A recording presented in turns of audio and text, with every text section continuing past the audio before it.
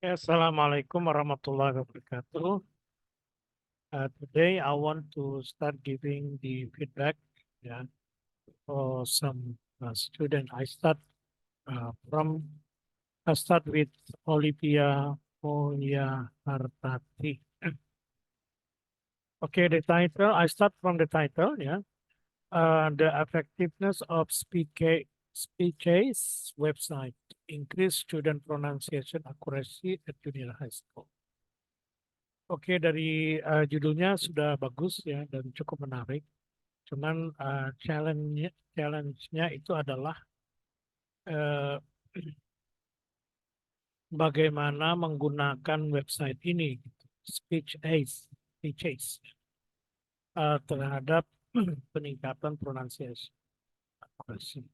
Karena begini, kalau namanya pronunciation accuracy itu kan ya training yang paling basic. Pronunciation itu adalah melakukan drilling gitu. Drill again and again.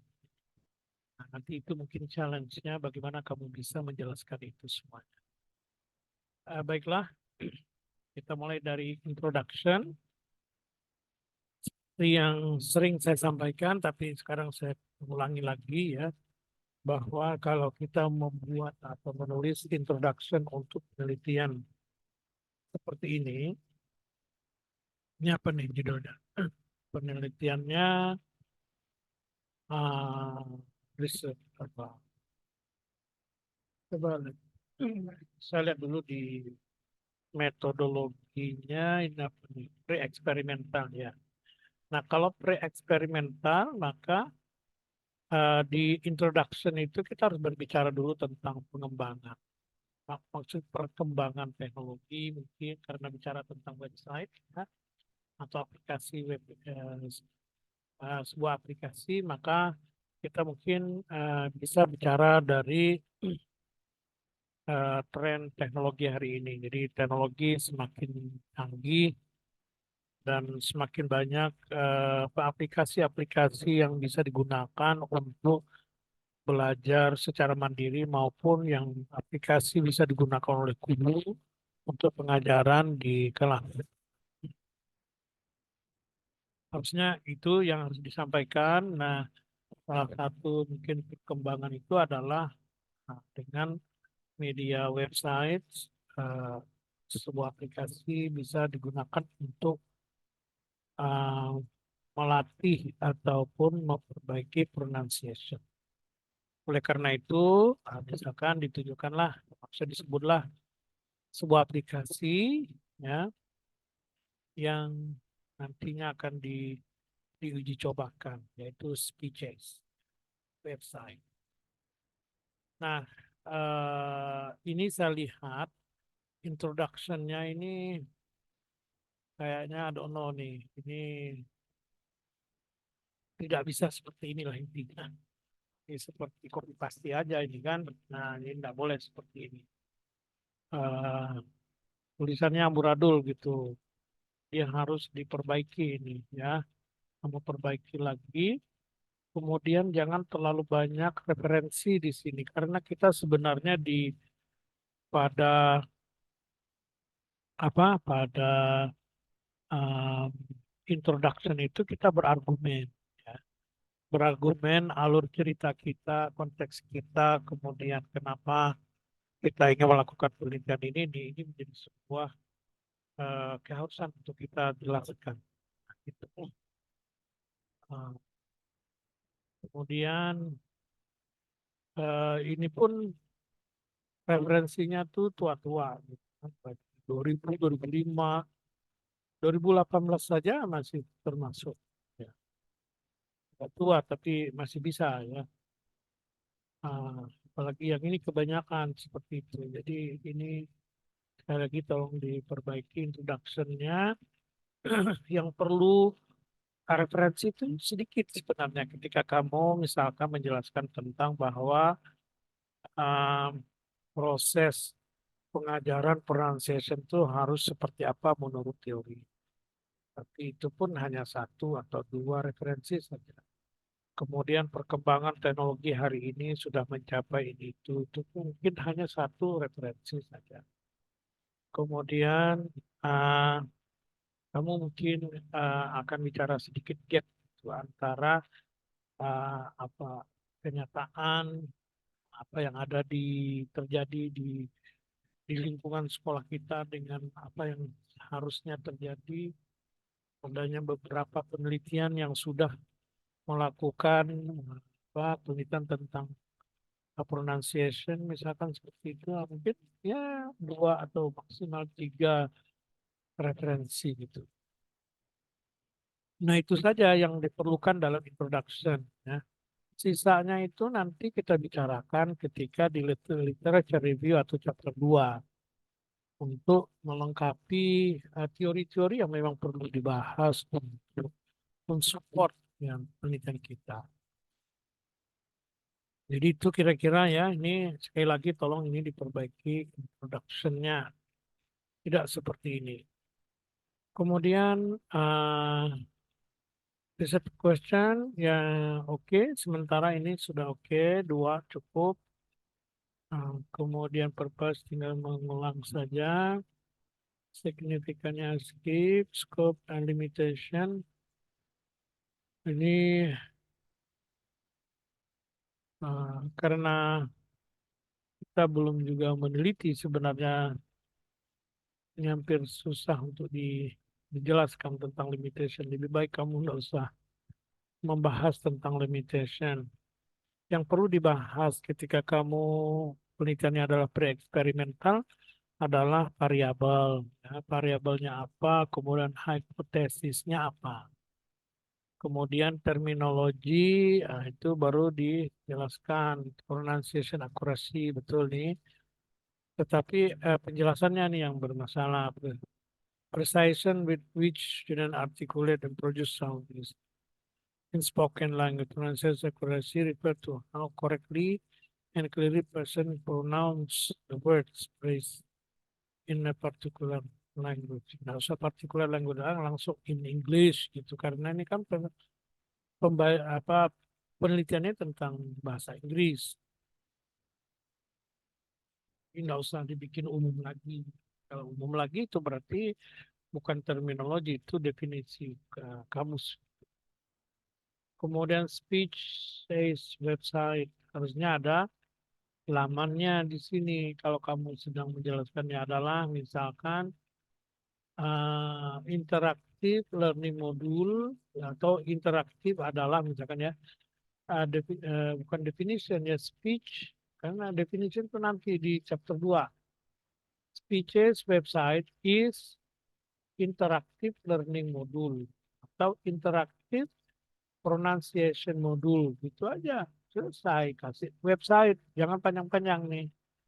Kemudian pre-experimental method jangan dijelaskan di sini itu bukan terminologi itu adalah desain penelitian kamu jelaskan di metodologi di metodologi. Nah, selanjutnya chapter 2. Kedua, saya sudah berkali-kali menjelaskannya. Kalau chapter 2, kalau penelitiannya itu tentang teaching, kamu kan teaching pronunciation.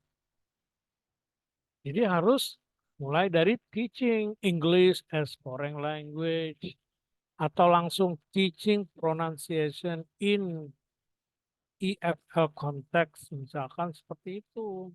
Ya, jangan pronunciation, definition of pronunciation itu mah.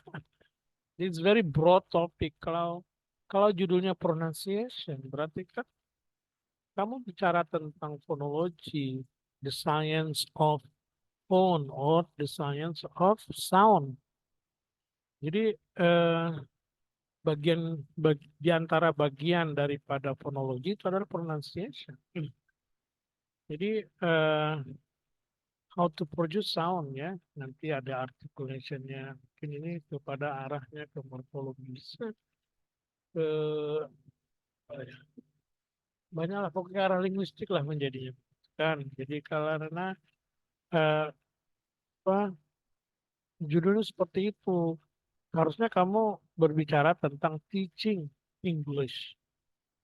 Jadi salah satu aspeknya adalah teaching pronunciation. Jadi bicaralah tentang teaching, teaching itu apa, kemudian teaching pronunciation itu apa, secara basic. Itulah sebenarnya your topic, ya. Jadi riset Anda sebenarnya bicara tentang itu. Nah, eh, baru mau bicara tentang ini ya, boleh nih. Elemen of pronunciation, articulation, stress, intonation, ya. Boleh itu. Nah, yang ketiga adalah speeches website. Nah, ini udah betul. Cuman isinya aja yang perlu kamu perbaiki ya. Harusnya ada screenshot mungkin di sini kan. Kamu sedang menjelaskan tentang speeches website. Berarti mendeskripsikan website ini. Jadi jangan pakai teori terlalu banyak. Kamu jelaskan apa itu speeches website. Ya, alamatnya harus diletakkan di sini juga. Kan? Namanya juga sedang menjelaskan sebuah aplikasi atau website. Jadi speeches website itu harus jelaskan sejelas-jelasnya. Fiturnya apa saja, manfaatnya apa dan lain sebagainya.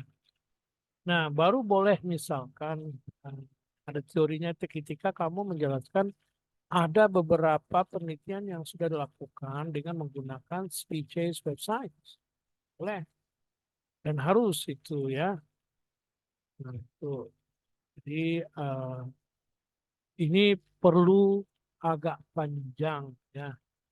Jadi bicara tentang apa itu speeches, ada screenshotnya, penjelasan tentang fitur-fiturnya, apa manfaatnya, untuk apa setiap fitur itu, bagaimana kira-kira bagian apa dari website ini yang bisa membantu seseorang untuk memperbaiki pronunciation.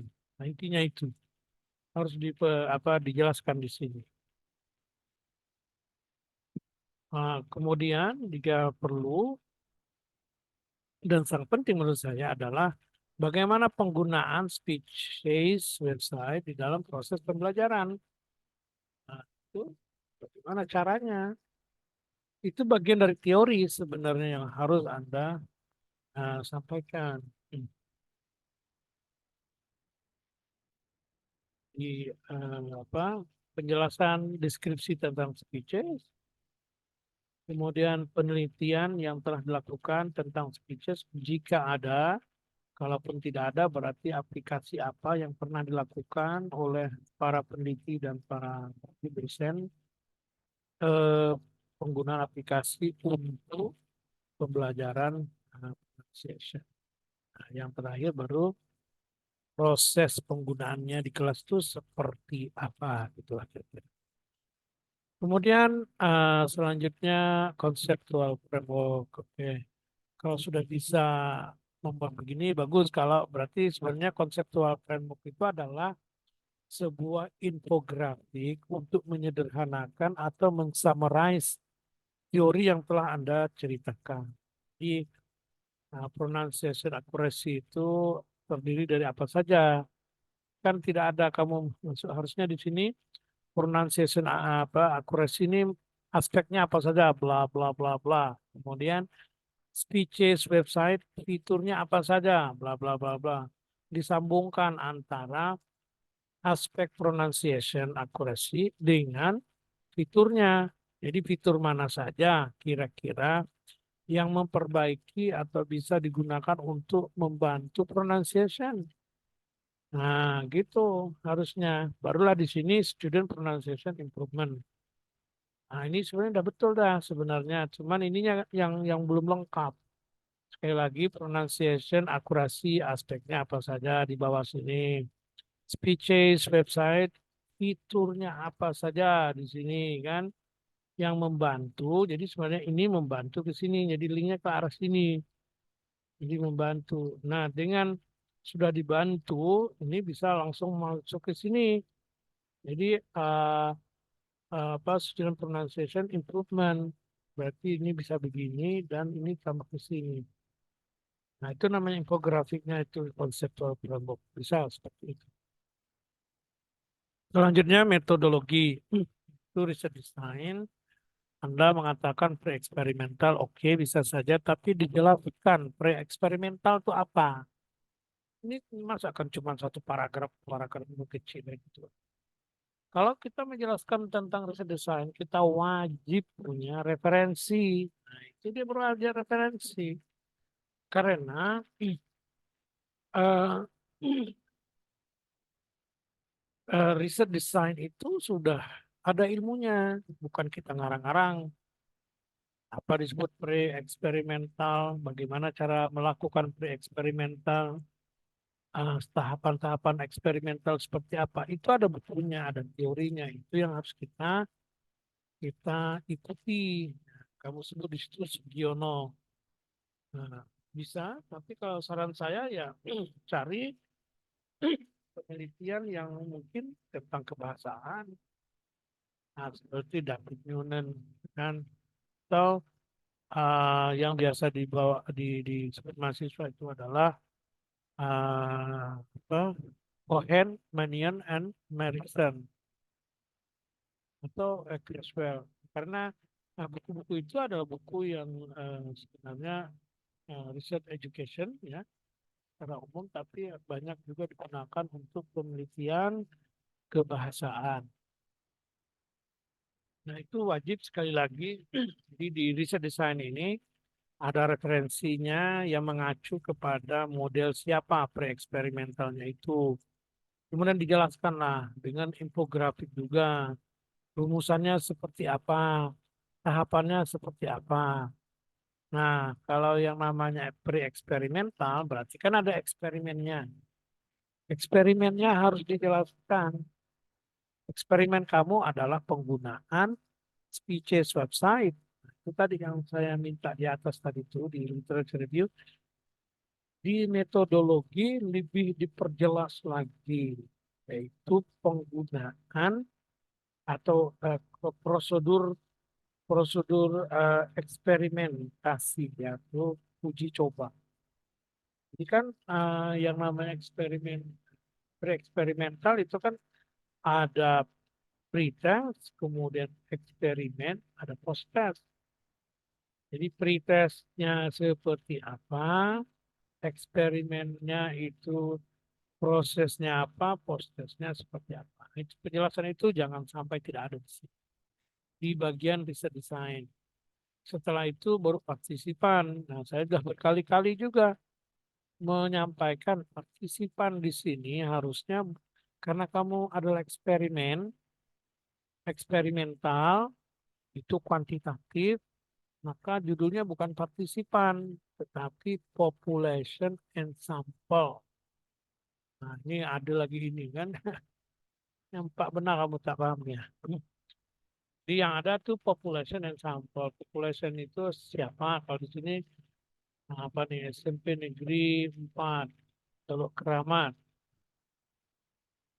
kelas 8, boleh begitu. Kemudian ada berapa orang, maksud saya berapa kelas.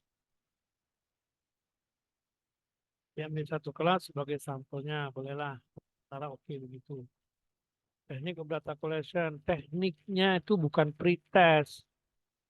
Teknik, kalau kamu mau bicara teknik, berarti cara penggunaan, sorry, cara pelaksanaan apa data, pengambilan data itu apa?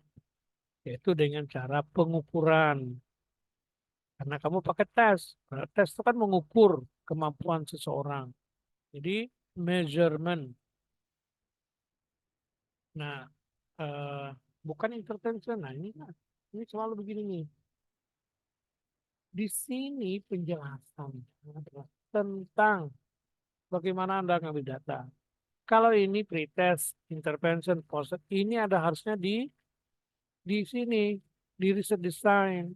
Karena penjelasan tentang bagaimana pelaksanaan penelitian. Kalau di sini ini menjelaskan tentang tadi itu measurement dengan cara pengukuran. Nah, apakah cuma pengukuran?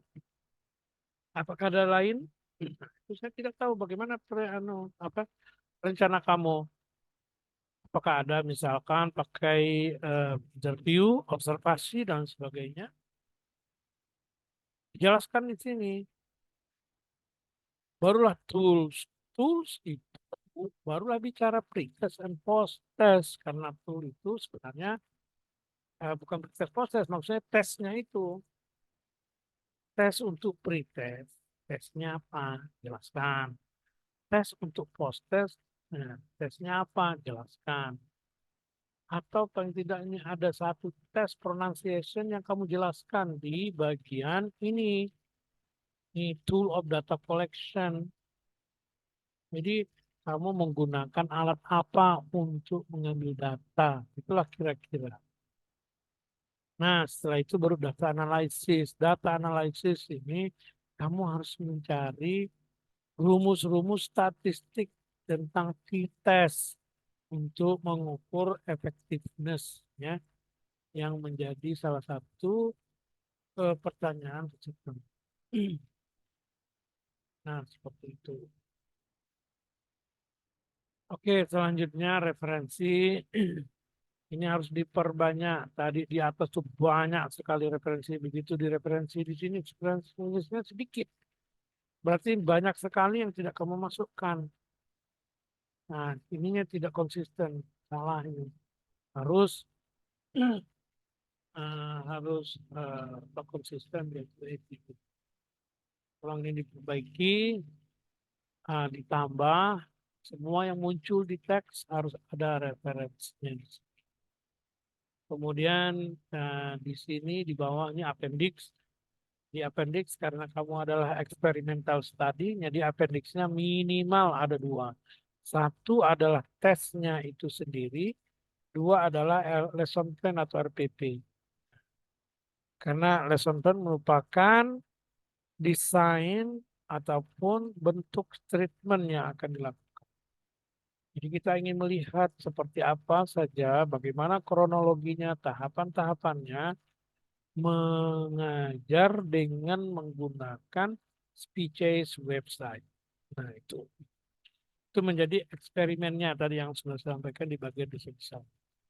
Tapi di lesson plan itu adalah bentuk lengkapnya, mulai dari apa, tujuan pembelajaran, kemudian approach pembelajaran, materi, media, apa, kegiatan awal, kegiatan inti, kegiatan akhir, dan selanjutnya seperti itu harus dilengkapi semuanya di proposal ini.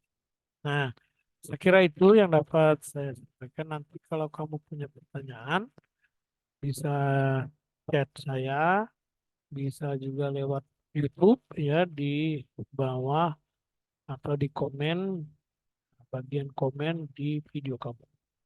Saya kira itu ya untuk apa, feedback ini. Kalau kamu perbaiki sesuai dengan apa yang sudah saya sampaikan ini, maka insya Allah aman. Kira demikian, saya akhiri. Wassalamualaikum warahmatullahi wabarakatuh.